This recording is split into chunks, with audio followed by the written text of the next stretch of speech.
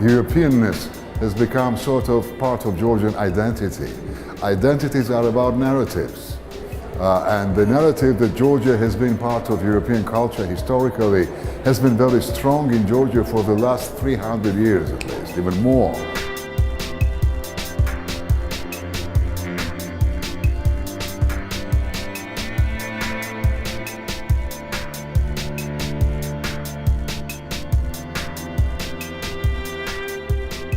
If you look at public opinion polls, some part of the Georgian society now even questions that, does it really worth to make such an effort, and especially in regards to NATO membership? And as you know, Georgia is very active in NATO missions, and several dozens of Georgian soldiers even died for this. And if Georgia doesn't have any perspective to become the member of NATO or European Union.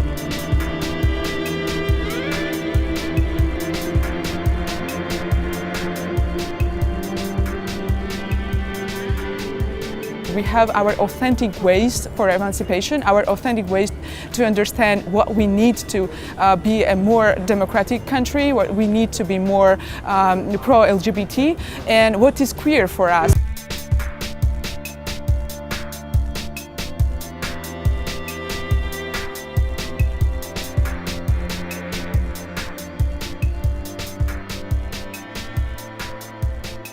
I don't think that Georgia and the EU are actually very far apart, and especially Georgia and Europe.